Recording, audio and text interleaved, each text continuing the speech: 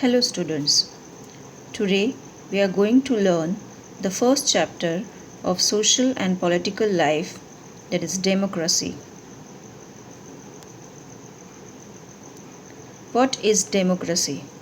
Democracy is a kind of governance in which all citizens have a say in the decisions that affect their lives. Ideally, this includes equal participation in the proposal, development, and passing of laws in a country. This can be done by the people directly or through representation where people choose their leaders. Leaders of a democracy are answerable to the people. The second point, evolution of democracy, the historical prospect. Thousands of years ago, when man wore no clothes and hunted for food, there were simple ways of resolving disputes. Gradually, man became civilized and the need to have a ruler arose. The next point, monarchy. This system of government where a king or monarch rules is known as monarchy or rule by one. In monarchy, the king alone controls all the land and natural resources of the region and is responsible for all decisions pertaining to his people. When the king dies, the power gets handed down to his eldest son, thereby keeping the power in the family. Next point, oligarchy. The system in which a few people govern over a larger group of people is known as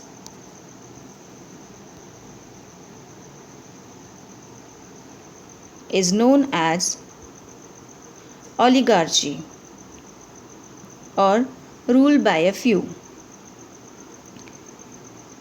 Next, tyrant. One who assumes ultimate power by force is known as a tyrant or a dictator. Their government is known as a tyranny.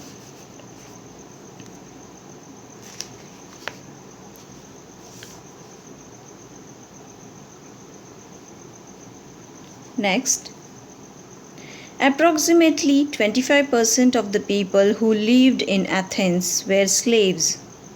Slaves were bought and sold by traders. They could not vote, choose jobs, or even have families without the permission of their owners. In India, around 6th century BCE, many territorial states called Janapadas and Mahajanapadas emerged in different parts of the country. Some of these Janapadas were republic states and were known as Gana Sanghas. Gana means public and Sanghas means a group of public, a group of people, where the territory was governed by an assembly of people. The Vaishali kingdom, now in Bihar, was the first republic in India and also in the world.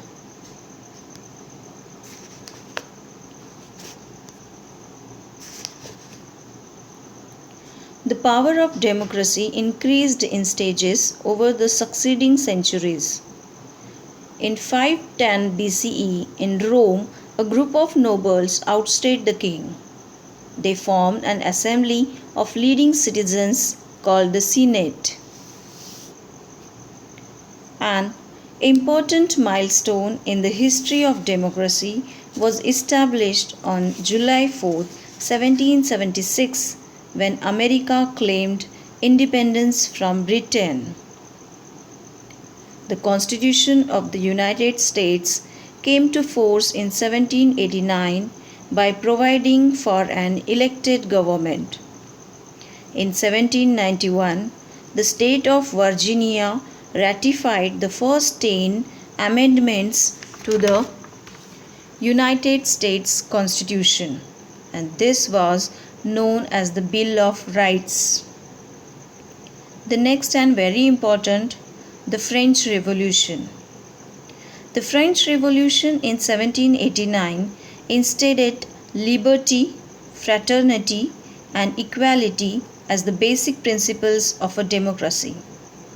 Thereafter, several revolutions broke out in Europe as the people demanded a democratic government from their rulers.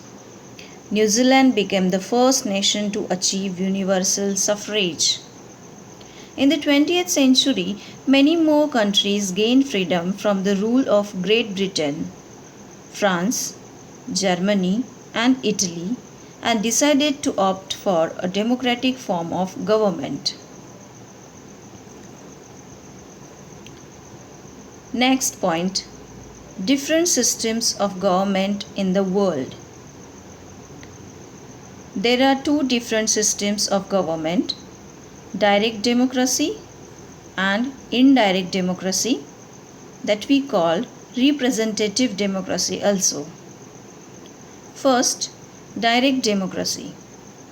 Direct democracy is a form of government in which people collectively make decisions for themselves. Example, Switzerland is the country which maintains the direct democracy. In indirect or representative democracy, citizens elect representatives to make laws on their behalf. They choose their representatives from the competing political parties in regular, free, and fair elections. A winning candidate has to win more votes than other candidates to become a member of parliament. Example, in Canada, the USA, Britain, and India, these countries have this kind of democracy. In indirect democracy or representative democracy, there are two types of democracy, the presidential democracy and the parliamentary democracy. In the presidential democracy, the strong president are formed and the strong parliament are forming in the parliament democracy. For example, India, Spain have a parliament democracy.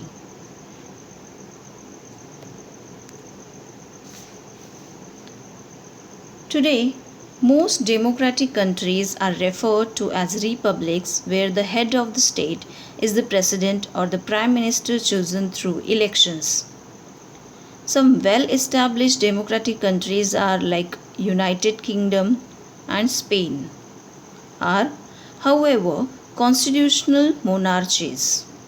That is, a king or queen is the head of state, while the constitution guarantees all basic rights. The next point, democracy is still not present in quite a few nations of the world. China and North Korea are communist states. Communism is a system that aims for a society without any division of class. Citizens cannot own private property. However, there is free access to articles of consumption which are owned by the state. The next, a military dictatorship is a form of government wherein the political power resides with the military. Example, Pakistan, Latin America, Africa, and the Middle East are areas where military dictatorships are still reigning.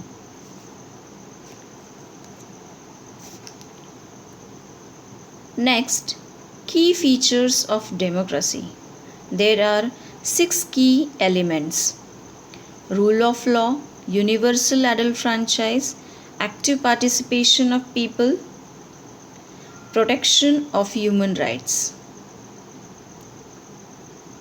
In this slide, we will see only the 4 parts of the elements. Rule of law. Everyone is equal and free in democracy. Democratic countries have their own set of laws to maintain law and order. The Constitution of India is the basic document which enumerates all the laws. The articles and the schedules in the Constitution establish the structure, procedures, powers, and duties of the government and spell out the fundamental rights, directive principles, and duties of citizens. The Indian Republic is governed by the rule of law. The courts, armed forces, police forces, etc., are the means through which the rule of law is exercised. Second, universal adult franchise. The citizens of a democratic country have the right to cast their votes at regular intervals to elect their representative for governance. Franchise. It means that a person is free to choose his or her representatives. Universal adult franchise gives all adult citizens the right to vote irrespective of caste, class, color, religion. Thus, the nation of universal adult franchise is based on equality, a basic principle of democracy. Third, active people's participation. In a democratic country, all adults, irrespective of religion, caste, are allowed to vote. This is called universal adult franchise. People are generally the best judge of their own interests. In India, people secure their interest by taking part in elections.